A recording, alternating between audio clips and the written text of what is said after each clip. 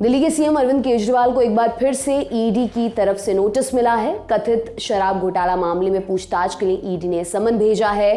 ED के नए notice के मुताबिक केजरीवाल को 21 दिसंबर को पूछताछ के लिए पेश होना पड़ेगा। कथित शराब घोटाला मामले में केजरीवाल को ईडी का ये दूसरा समन है। पहला समन 2 दिसंबर को भी भेजा गया था, लेकिन तब केजरीवाल ने नोटिस को गैर कानूनी बताकर नोटिस वापस लेने की मांग की थी। उस समय वो ईडी के सामने पेश भी नहीं हुए थे।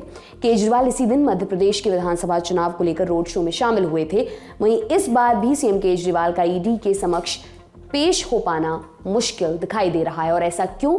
क्योंकि केजरीवाल 10 दिनों के लिए विपश्यना के लिए जा रहे हैं। ये विपश्यना क्या है, इसमें क्या होता है? केजरीवाल के अलावा और कौन से नेता हैं जो विपश्यना के लिए जा चुके हैं? केजरीवाल हर साल इसके लिए खास तौर पर समय निकालकर कहां जाते हैं, ये सब आपको बताएंगे। लेकिन पहले ईडी के समन और विपश्यना की टाइमिंग को लेकर आम आदमी पार्टी के विधायक और दिल्ली के स्वास्थ्य मंत्री सौरभ भारद्वाज ने क्या कहा, वो सुना देते हैं।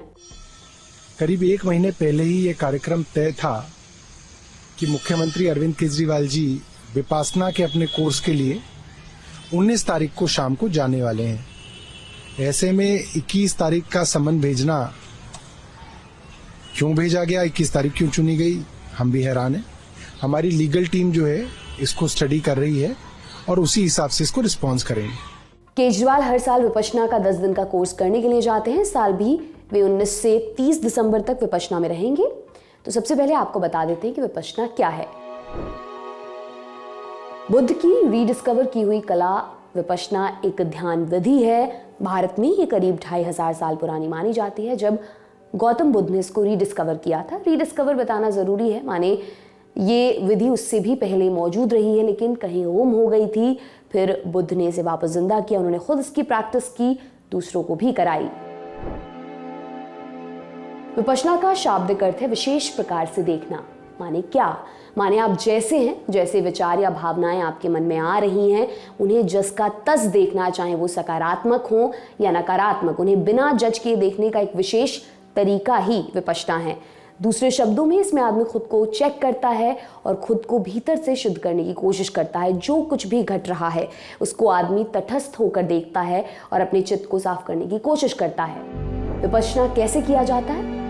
दिन में कई बार बैठे बैठे ध्यान करना होता है। 10 दिन तक मौन रखना होता है।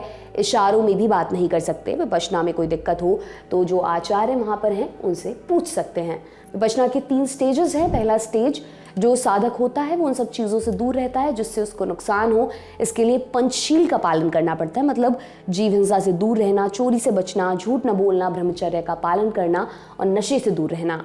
दूसरा स्टेज, इसमें 3.5 दिन लगते हैं। अपनी सांस पर ध्यान केंद्रित करना और मन एकाग्र करना होता है। इसको आनापान कहते हैं। आनापान आन और अपान से बना है। आन माने आने वाली सांस, अपान माने जाने वाली सांस। इससे मेमोरी बढ़ती है।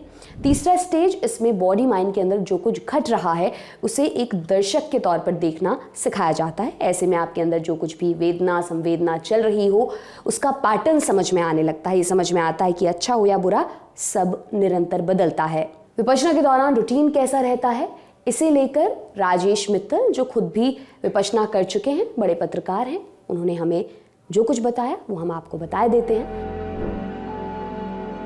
तड़के 4 बजे उठो। फ्रेश होने के बाद 4:30 बजे ध्यान कक्ष पहुंच जाओ। वहां 6:30 तक ध्यान करो। 6:30 से 7:15 के बीच नाश्ता, फिर 8 बजे तक का वक्त नहाने धोने के लिए दिया जाता है। 8 से 9 और 9 से 11 ध्यान के 2 सेशंस। 11 बजे लंच, उसके बाद 1 बजे तक का वक्त आराम का। 1 से 2:30, 2:30 से 3:30 और 3:30 से 5 ध्यान के 3 सेशन। 5 से 5:30 स्नैक्स। 6 बजे तक आराम। 6 से 7 ध्यान। 7 से 8:30 गोयनका जी का वीडियो पर प्रवचन।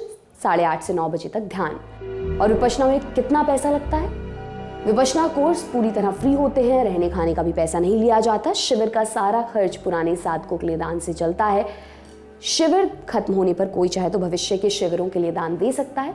ये हुई विपश्यना की पूरी ABCD। वैसे आपको बता दें कि केजरीवाल बीते 10 सालों में देश के कई शहरों में जैसे जयपुर, बेंगलुरु में जाकर विपश्यना का कोर्स कर चुके हैं। हर साल के अंत में 10 दिन के लिए वो विपश्यना के लिए बाहर जाते हैं। केजरीवाल के अलावा राहुल गांधी भी विपश्यना कर चुके हैं। आपके लिए तमाम जानकारी इकट्ठा की है हमारी साथी सुप्रिया और अभिषेक त्रिपाठी ने। मेरा नाम दिव्यांशी सुमराव है।